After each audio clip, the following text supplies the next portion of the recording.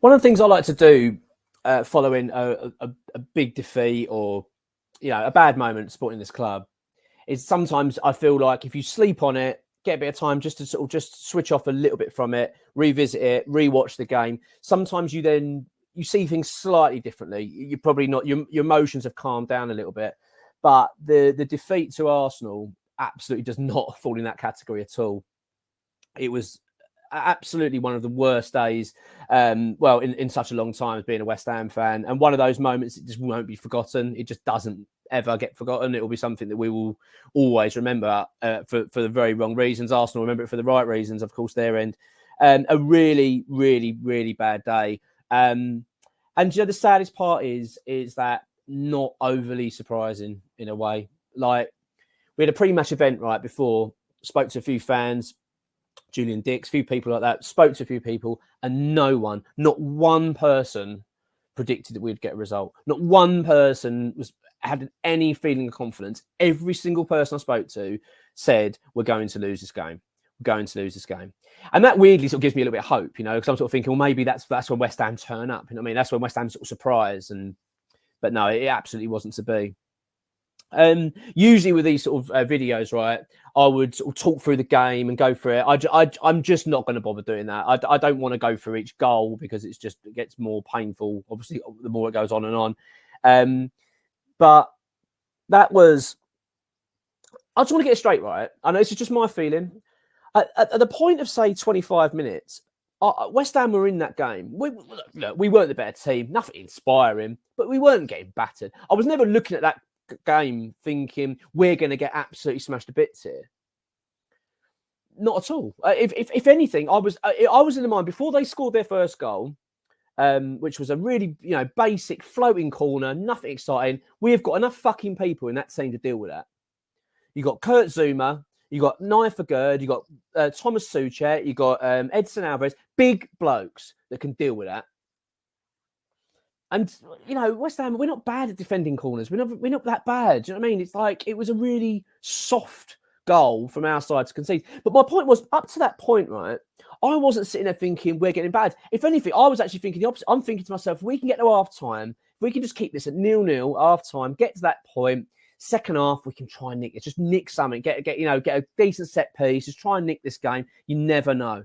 That's where my mind was going. And I've got to be honest, I imagine a few people felt the same. I'm not saying everybody did, but that's how I felt anyway. I was starting to think, do you know what? We're not playing great, but it weren't bad. It weren't horrendous. You weren't going, oh my God, Arsenal were going to absolutely smash us to bits here. We had a few chances. They obviously had the better of the chances. But again, as I say, it wasn't like they were steamrolling us.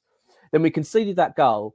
And I've got to be honest, that this is the bit. Fuck the scoreline. You know what I mean? Forget the 6-0. I mean, as much as that is horrendous, I'm actually not that bothered about that part. The bit that really, really bothers me is the fact those players just down tools after that 1-0. Once that goal went in, completely, as a collective, gave up. We completely capitulated. And that is horrendous. Like, that is, for me, that is unforgivable. Like, you don't do that. You just do not. A London derby at home on Sky, the world watching you, and that's what you do. You just completely and utterly collapse.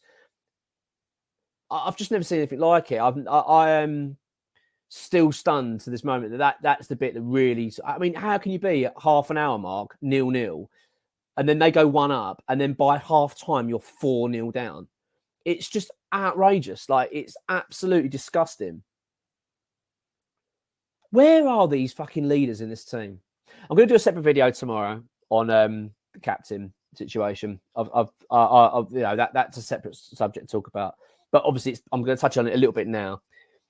Where was Kurt Zouma? Where was he? This captain of ours. Where is he? What's he doing? What is that? Why has he been selected as our captain? I'd like to know. That's the big question, because I don't see a leader. I don't see any leadership on that pitch. I don't see any accountability.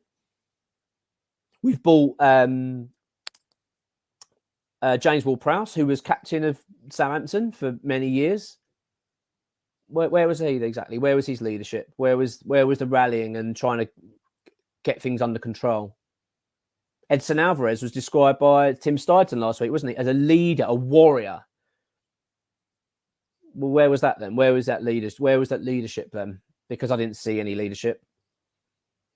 Calvin Phillips, all right, he was on the bench at that point. He came on second half. Leeds captain, wasn't he? Leeds captain. Apparently a very big leader. Well, I don't see any leadership. I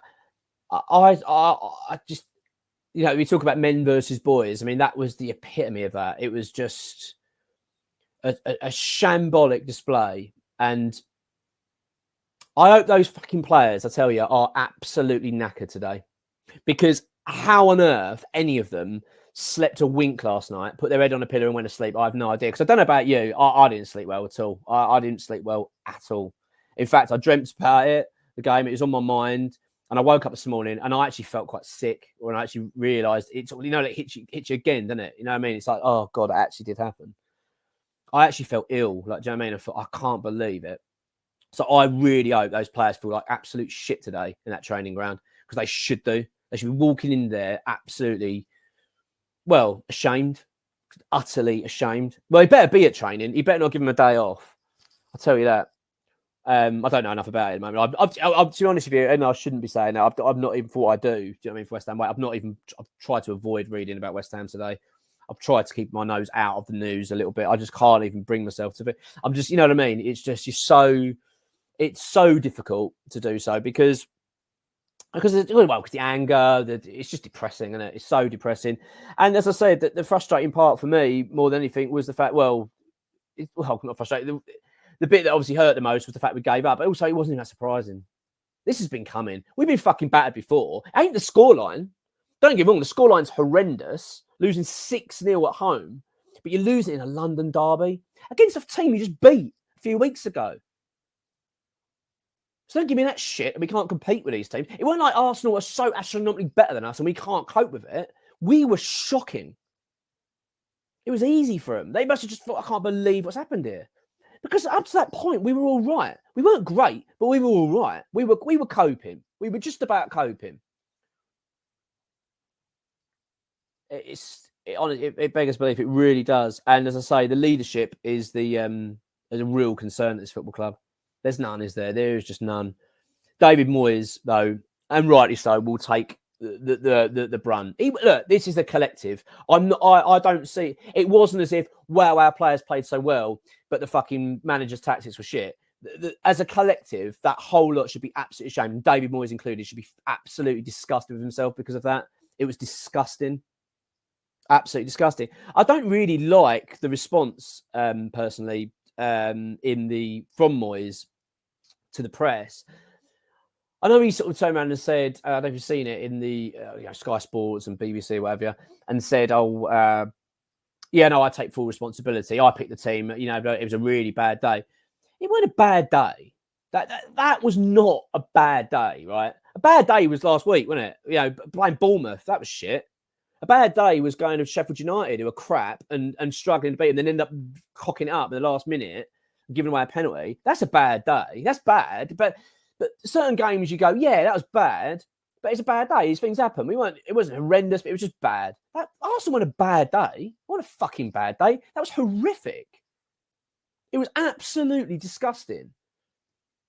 And I don't like that notion. I don't like this sort of, we're going to put it right. I mean, as I say, I tried to avoid reading about it, but I had to do it for work, for West Ham Way, and I was looking at reading a couple of bits. I saw James Ward-Prowse coming out, that fucking, we're going to put it right and all this. I'm sick of hearing it. Just sick of hearing things like that. Just shut up. I know they've got to do it. I understand there's commitments, whatever, from the media team, whatever, but just shut up. Shut up telling me you're going to put it right. And we're going to work hard and all that. I just don't want to hear it. We heard that bollocks after Man United, didn't we? Just heard that. That was really, really, really bad. But this isn't just that, is it? Let's get it straight. We've been horrendous this year. Since the turn of the year, awful. Bristol City was horrendous. We obviously played Brighton, didn't we? We drew with Brighton. That was awful performance. I think it finished 0-0 from rightly. Bad performance at Sheffield United. Bad performance against Bournemouth. Terrible, better performance against Man United, but we still lost 3-0. And then obviously that Arsenal was just, a really dark day. But let's make no mistake in that, which we obviously don't, taking away from the football side of it. is that we've just come through a January transfer window where this football club have actually made us so much weaker, which is just, again, unforgivable. It's ridiculous. This club is teetering on absolutely shambolic all of a sudden. You know, after such a promising start to this season, we look a complete mess. And rightly so. The buck stops with Moyes, really, in terms of the performance on the pitch. But there's a lot to do with the back. I think a lot of people need to be held accountable here. They really do. What happened? What's happened to this club? What have we done? Why have we allowed ourselves to go into this period of the season weaker than we went into it? Because it's filtering through. You can see it now for your own eyes, the state that we're in.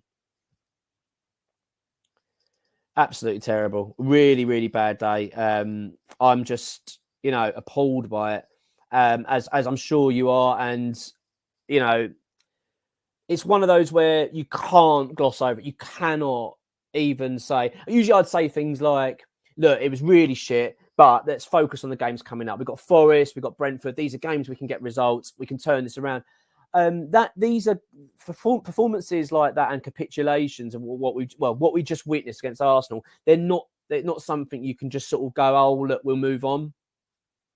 You can't just draw a line under it and forget it. It can't be forgotten because it was horrendous. Like it goes against, in my opinion, everything like a sportsman shouldn't ever do. Like, it's just like the fundamental basic. You don't give up. You just don't give up.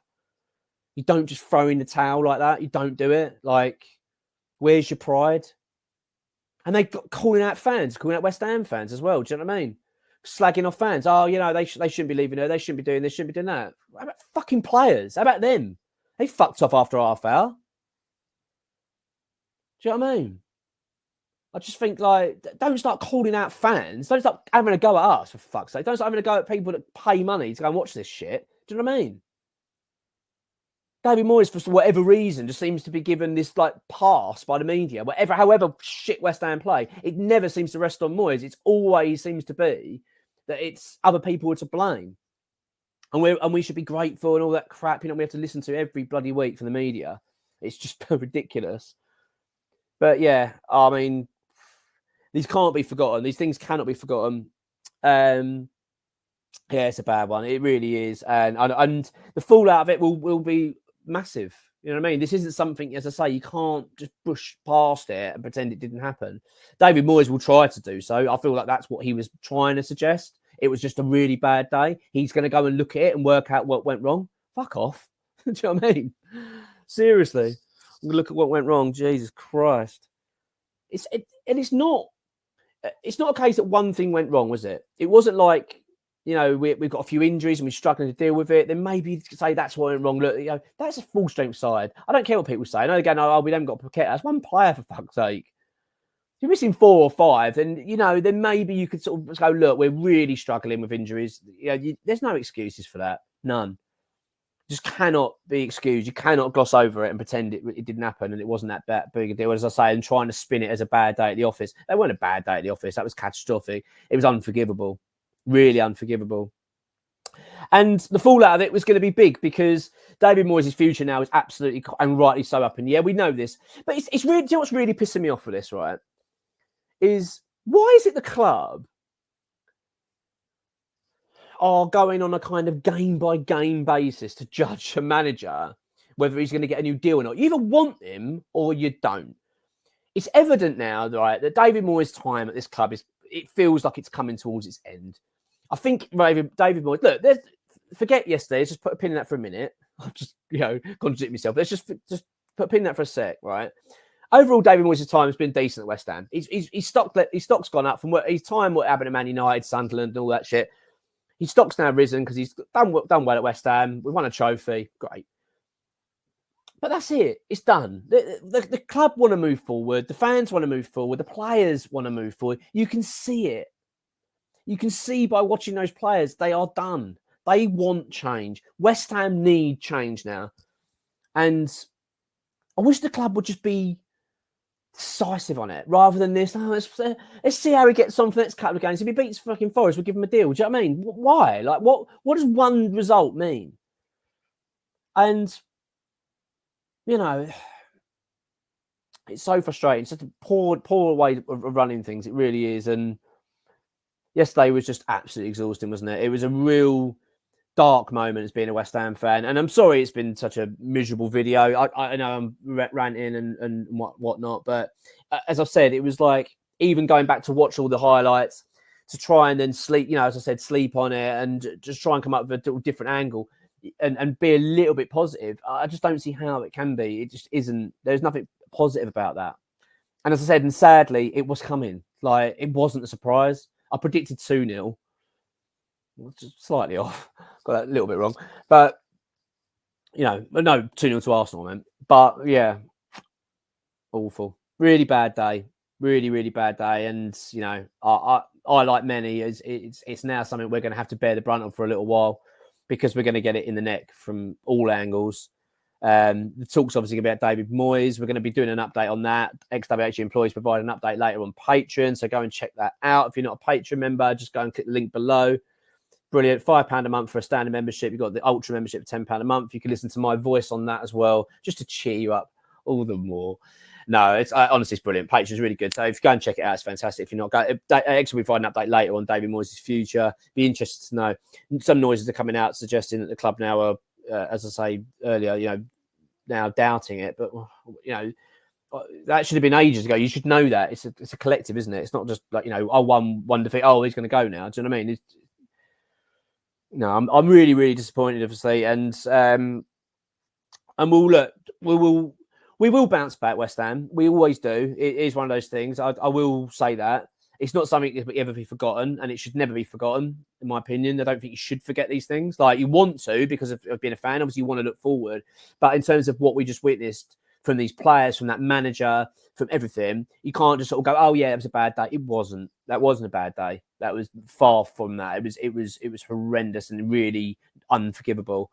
But look, it's going to be a busy week now. It's going to be quite intense. I've got a video coming out tomorrow regarding the captain. And it may change because of the news comes from X. So let's wait and see what comes out of the club. I may push the video back a little bit later but to talk about Kurt Zuma and the leadership of this club. But I'll tell you what, there's no choice about it now that the talk for David Moyes retaining his club is going to significantly intensify.